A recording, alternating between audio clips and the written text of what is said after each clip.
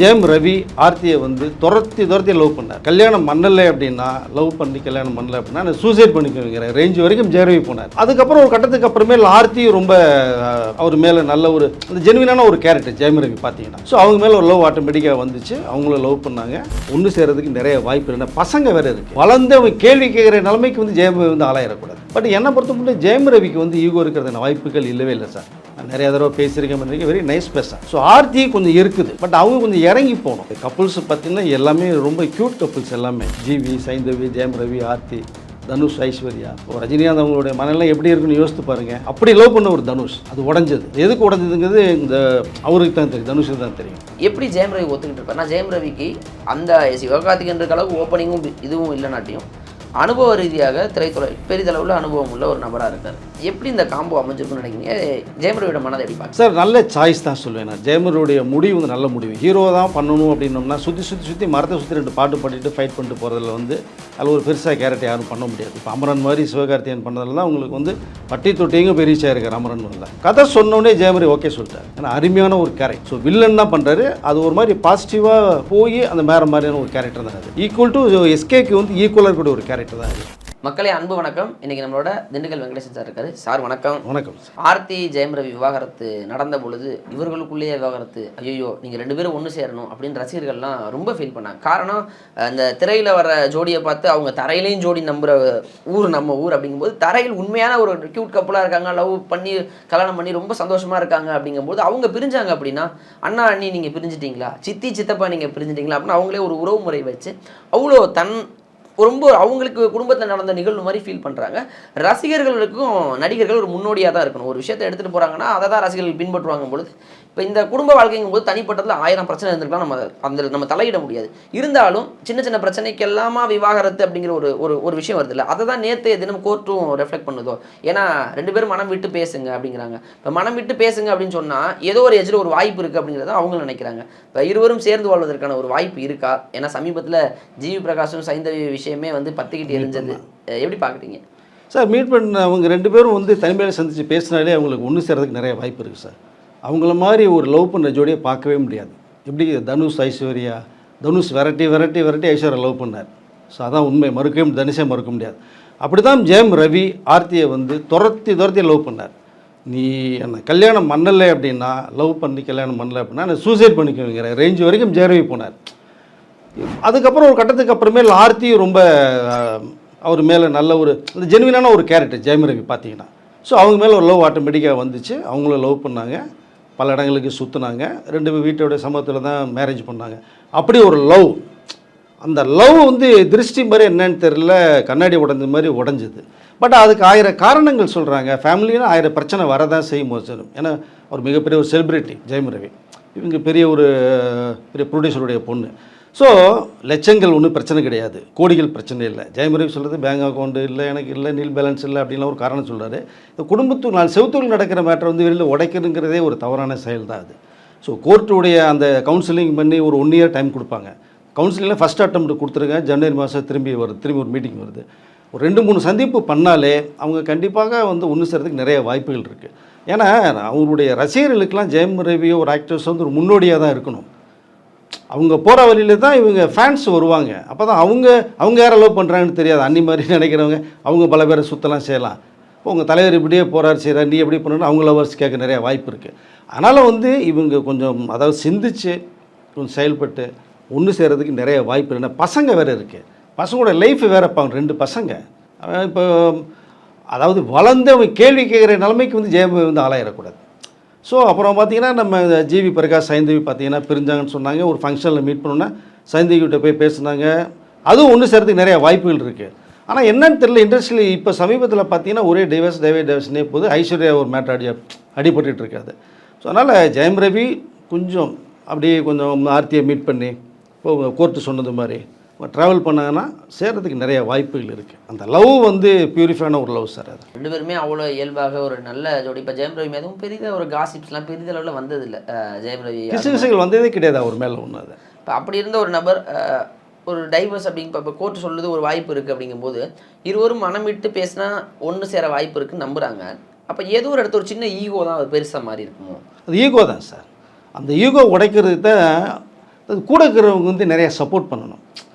Support இல்லாமல் ஒருத்தர் இப்படியே தெரிய மாதிரி ஏற்றி விட்டாங்கன்னா அது கொஞ்சம் இன்னும் அதிக லெவலில் தான் போகும். அதுக்கு தான் தனிமை எதுக்கு சந்திக்கணும் அப்படிங்கிறதுனா மனம் விட்டு பேசுகிறதுக்கு தான். இந்த ஈகோ உடஞ்சாலே பட் என்னை பொறுத்த மட்டும் ஜெயம் ரவிக்கு வந்து ஈகோ இருக்கிறதுன வாய்ப்புகள் இல்லவே இல்லை சார். நான் நிறையா தடவை பேசியிருக்கேன், very nice person. So Aarthi கொஞ்சம் இருக்குது, பட் அவங்க கொஞ்சம் இறங்கி போகணும். இறங்கி போய் பசங்க லைஃப் இருக்குது, இனிமேல் ஒன்றா இருக்கணும், ட்ராவல் பண்ணணும் அப்படிங்கிற அளவுக்கு அவங்க ட்ராவல் பண்ணாங்கனால் கண்டிப்பாக ஜெயம் ரவி ஒரு ஃப்ளெக்சிபிளான டைப் தான். அவர் ஒன்று சேர்றதுக்கு நிறைய வாய்ப்புகள் இருக்குது. இந்த ஈகோ உடையணும். யார் ஒரு மனிதனுக்கு ஒரு ஈகோ இருந்ததுன்னா அது எந்த டிபார்ட்மெண்ட் இருந்தாலும் கண்டிப்பாக அது ஒரு பெரிய மைனஸ் தான். அது இப்போ ஜிவி பிரகாஷோடைய கான்செப்டில் கூட சைந்தவி பாடியிருந்தாங்க, பிரேக்கப் ஆகிருக்கு, ஐ மீன் விவாகரத்து சொல்லிட்டாங்க, ஆனால் ஒரே மேடையில் ஜிவி பாடுறாரு, இவங்க பாடுறாங்க, அதுவும் பிறை தேடும் நிலவின்னு ஒரு சாங்கை பாடுறாங்க. ஒட்டுமொத்த க்ரௌடும் அழுகிற ஒரு மென்டாலிட்டியில் பார்க்குறாங்க. இப்போ இருவரும் சேர்ந்து நல்லா இருக்கும்போது இப்போ இந்த மாதிரியான எப்படி எடுத்துக்கிறது? ஏன்னா அவங்க இப்போ சின்ன வயசுலேருந்தே ஸ்கூல்லேருந்தே லவ் பண்ணுறாங்க, ஒரு கட்டத்தில் பிரிகிறாங்க, ஆனால் ஒரே இசை அப்படிங்கிற ஒரு இடத்துல அவங்க சேர்றாங்க. அவங்களோட மனநிலை என்னவாக இருக்கும்? ரசிகர்கள் பார்க்குறவங்க நீங்கள் இவ்வளோ இருக்கீங்களே, அட்லீஸ்ட் சேர்ந்தா என்ன அப்படின்னு இவங்க உண்மையிலே அவங்க வீட்டில் ஏதோ ஒன்றுங்கிற மாதிரி ஃபீல் பண்ணுறாங்கல்ல, எப்படி பார்க்க? அதாவது இந்த லவ் பண்ணுறப்ப இருக்கிற அந்த ஒரு மோட்டிவேஷன், அந்த ஒரு இன்ட்ரெஸ்ட் வந்து ஆஃப்டர் மேரேஜுக்கு அப்புறம் வந்து எதுக்கு மைனஸ் ஆகுதுன்னே தெரியல.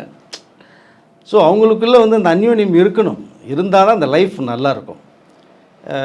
செலிப்ரிட்டினா அவங்க நைட்டு லேட்டாக வரும் போவாங்க, அது ஒரு சின்ன சந்தேகப்பட்டு 2 மணிக்கு எங்கே போனால் வந்தேன்ற இந்த எக்ஸ்ட்ரா கொஸ்டின்ஸ்லாம் கொஞ்சம் அவாய்ட் பண்ணாங்கன்னா யார் ஒய்ஃப் கேரக்டரு அந்த லைஃப் நல்லா தான் இருக்கும். தேவையில்லாமல் குடைச்சல் கொடுக்கும்போது தான் ஒரு தடவை 2 தடவை சைலண்டாக இருப்பாங்க. என்ன நைட்லாம் வந்தோம்னா 3 மணிக்கு எங்கே போகணுன்னு கேட்குறாங்க போது தான் அங்கே தான் அந்த லேசாக பிரிவினைங்கிறதே வருது. அது ஸோ அங்கே தான் அந்த கேரக்டர் உடையுது.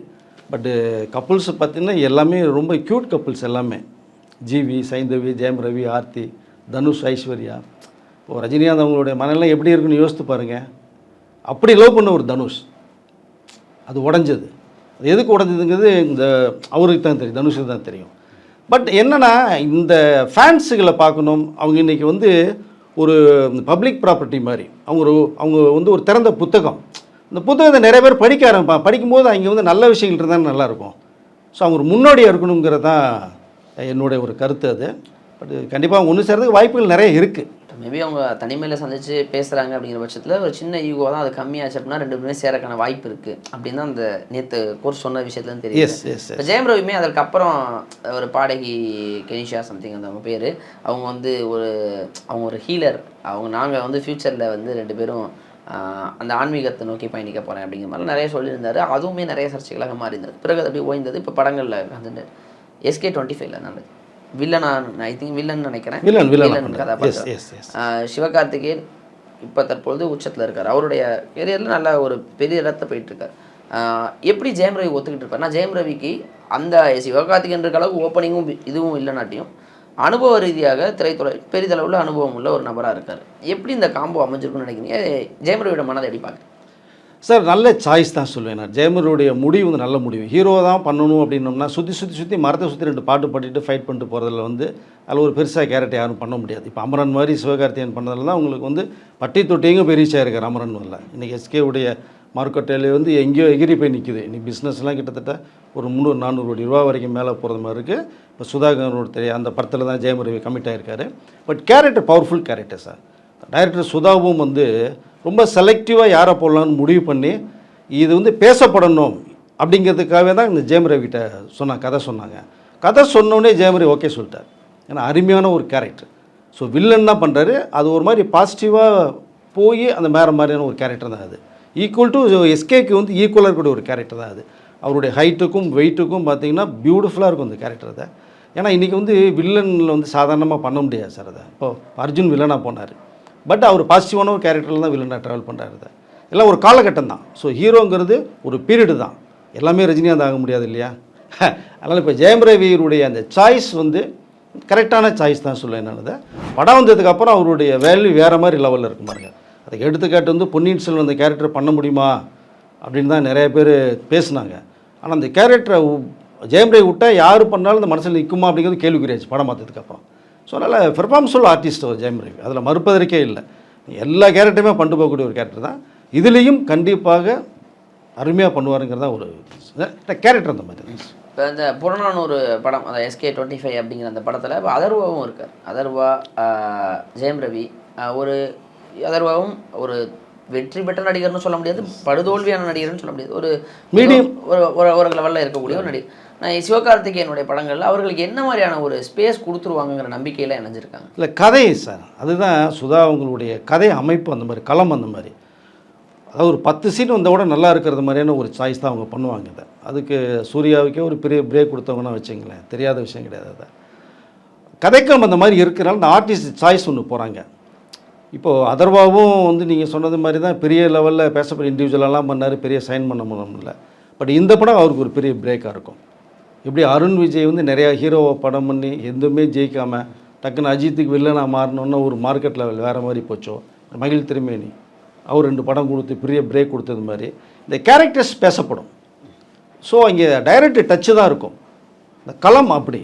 அதெல்லாம் ஆர்டிஸ்ட் இந்த மாதிரி சாய்ஸ் பண்ணுறாங்க, கேரக்டர்னா வந்து ஓகே அப்படின்றாங்க. அது கண்டிப்பாக அந்த ஸ்பேஸ் வந்து கண்டிப்பாக இருக்கும். ஸோ அதர்வாவுக்கும் கண்டிப்பாக இருக்கும். இனிமே சார், ஜெயம் ரவி விவாகரத்திற்கு பிறகு ஒரு திரைப்படம், அதுவும் சிவகார்த்திகேயனோடங்கும் பொழுது படம் நல்லபடியாக வந்த பட்சத்தில் அவர் கெரியரில் அடுத்து இன்னொரு ஒரு அட்லீஸ்ட் ஒரு சக்ஸஸ்ஃபுல்லாக ஒரு சந்தோஷத்தோடு அடுத்த நகர்வாக நம்புவோம். எனிவேஸ் ஜோடியும் சேர்ந்தாங்கன்னா சந்தோஷம் தான், நமக்கு எந்த ஒரு வருத்தமும் கிடையாது, எந்த ஒரு அதீத முயற்சியும் கிடையாது. சேர்ந்தாங்கன்னா நல்ல விஷயம் தான். நேரம் கொடுத்ததற்கு நன்றி. நன்றி சார்.